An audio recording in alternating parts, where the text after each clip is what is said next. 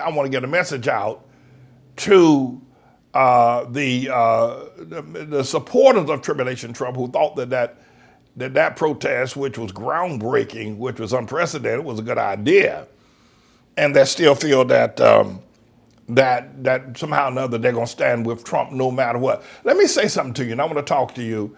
When I lifted up my voice in 2007 against Obama, it rang across the hills of New Hampshire. It rang across the deserts of the Southwest. My voice rang, and people listened, and they heard, and they tuned in large numbers in every medium and venue possible to hear my voice. My voice is not still, but now that same voice is against you. So I think it's very important that you understand that I'm against you. I am. I'm against you. And I'm going to keep on fighting you. And let me tell you why I'm against you. I'm not against you because I'm necessarily against your cause. I'm Dixie too. I'm Dixie. But I'm against you because of my integrity will not let me support you. I cannot. I was against Obama for all the right reasons that you very well know. Clear, concise, both religious, philosophical, and political reasons. They were clear. They were clearly enunciated. And they were powerful. There was no comeback from my voice and my reasons for being against Obama. I held a damn trial, for crying out loud. That's how clear, that's how distinct, that's how powerful my voice was again. That same voice is now against you. You're not going to win. You're not going to win. But the reason why I'm against you is mainly because, not so much because of you, but it's because of the leader that you chose. I'm like a father-in-law that's now against his daughter because she married a no-good, low-life man, you know. And so because I don't like him, I'm against her too, you know, because I found that my daughter married a man who's a loafer. He doesn't work, doesn't take care of his family. He's a drug addict, crackhead, lying, low-life thief, ain't going nowhere. And so as a father, you'd be against a man like that and your daughter married. So you have married a man like that. You've married a low-life, cocaine-head, public degenerate, and I'm against you. My integrity will not let me accept your husband, Trump. My righteousness. Well, now I can't.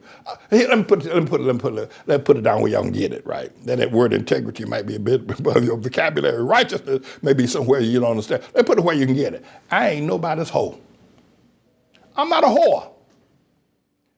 A lot of people say, what happened to Pastor Manning? Oh, he done lost his way. Oh, he ain't a man of God no more. Because when I was against Obama, they thought, whoa, he must be with us too.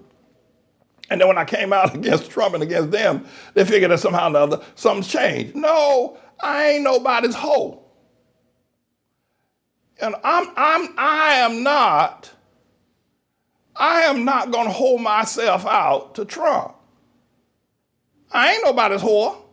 In other words, by hoe, I mean I have no principles. I'll sell to the highest bidder. I'll jump in bed with whoever got the money and whoever got it soon enough. I ain't nobody's hoe like Dr. Darrell Scott or Jesse Lee Peterson or Diamond and Silk or Alveda King. They're hoes. They are hoes. They're hoeing themselves out. They are hoes. Jesse Lee Peterson's a hoe. Darrell Scott's a hoe. Alveda King is a hoe. Diamond and Scott, two hoes. They're hoes. I ain't nobody's hoe. I ain't gonna sell my integrity and my decency. I ain't gonna drop my pants for Trump.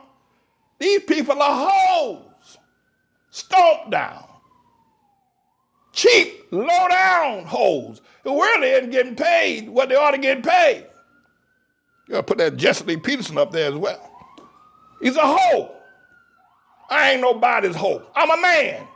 I ain't let, I think more of the LGBTQ preacher in the African Methodist Church that bends over and lets a man insert his penis into his feces hole. And then they play with one another, and then he gets up on Sunday morning and preaches in the pulpit. What a despicable person. But I want to tell you something. The very fact that Jesse Lee Peterson and Darrell Scott and have allowed Trump to stick his penis in their feces hole is far worse. I ain't nobody's hoe. I don't do that. So stop wondering what the hell happened to me.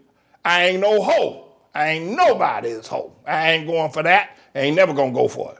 Let's be clear about what we can clear about.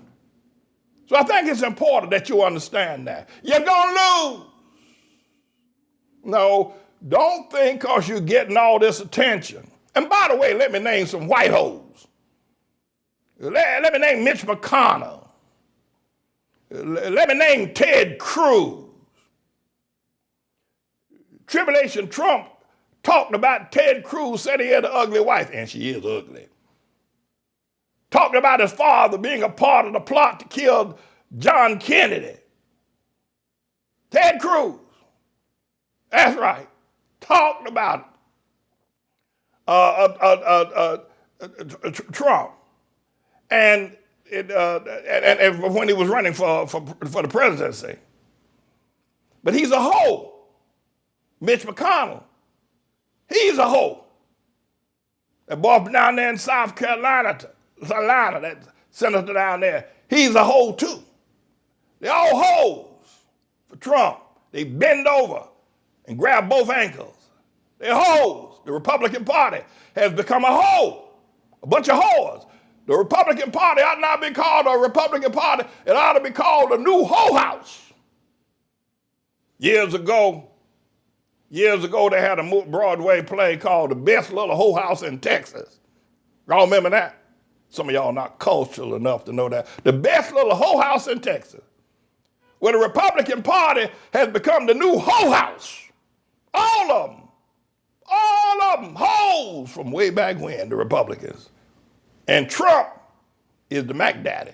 Now let me call him Mac Daddy. I'll take that away from Obama.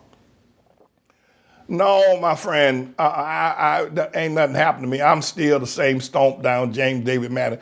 It would be something if all of a sudden you saw me praising Obama and praising the NAACP and sitting down at dinner with Al Sharpton and praising him. You ain't seen me do nothing like that. You ain't gonna never see me do nothing like that. No, I haven't changed. No, I just ain't nobody's hoe. No, This is a bit of a news blog we do looking at spiritual wickedness in high places for the most part, making some observations about it and giving people a biblical foundation to the way of interpreting rather than have Sean Hannity or Laura Ingraham or Janine Pirro or Anderson Cooper or Rachel Maddow or Don Lemon, Rush Limbaugh interpret what's going on in the world. You come to me and I'll tell you based on what the Word of God says. They'll just give you their worldly, sinful view. But the Manning Report will tell you what God has said, whether to say yea or nay, whether to go or to stay. You'll be led by the word of Almighty God. Come to the Manning Report on a daily basis to interpret the spiritual wickedness in high places, because there's plenty of it that's going on. And so I'm the Lord's servant, James David Righteous Rebel Manning, and I'm here to serve you with news and information.